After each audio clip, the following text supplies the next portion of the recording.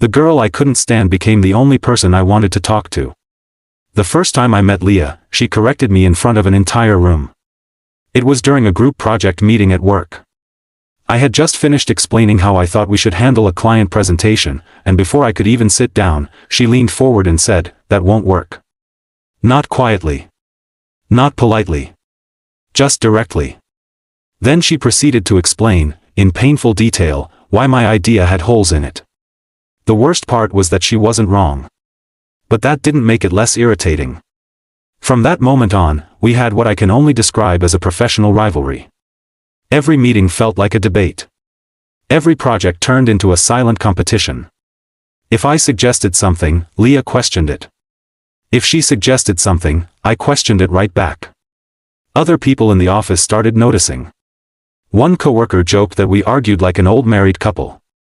Neither of us laughed. I thought she was arrogant. She probably thought I was stubborn. We rarely agreed on anything, and when we did, it felt accidental. But something strange started happening after a few months. Our arguments got better.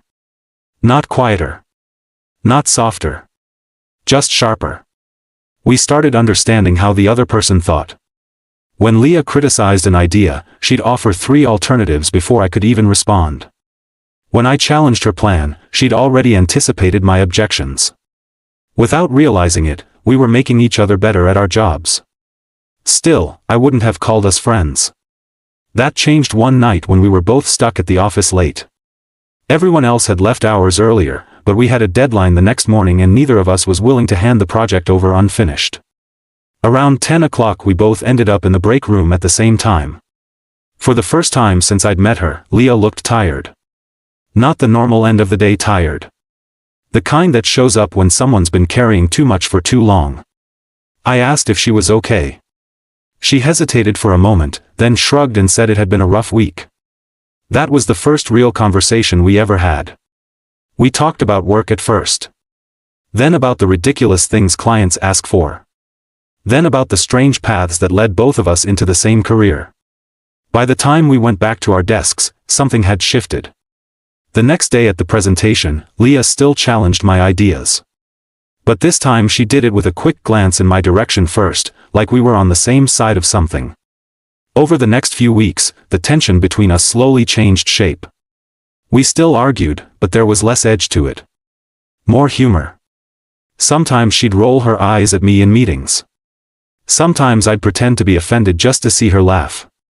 One afternoon we ended up working through lunch, and she admitted something I hadn't expected.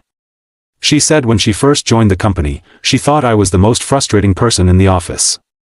I told her the feeling was mutual. We both laughed. After that, we started talking outside of work more often. Coffee runs turned into long conversations. The debates we used to have in meetings turned into discussions about everything else. Music, family, the strange pressure of trying to figure out your life while pretending you already have. Somewhere along the way, I stopped dreading seeing her in the morning. Instead, I started looking forward to it. The moment I realized something had really changed was surprisingly simple.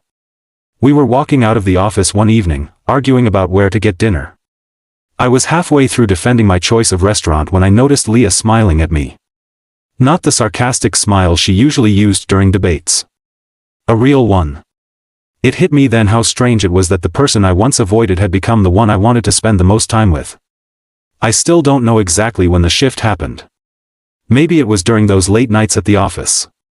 Maybe it was the conversations that slowly replaced the arguments. Or maybe we just needed time to realize we weren't enemies after all. Sometimes the person who challenges you the most ends up understanding you better than anyone else. And sometimes the best friendships start with the worst first impressions. Thank you for watching. Check out my channel for more stories like this. Please subscribe, like, comment and share. Midnight Tea Stories.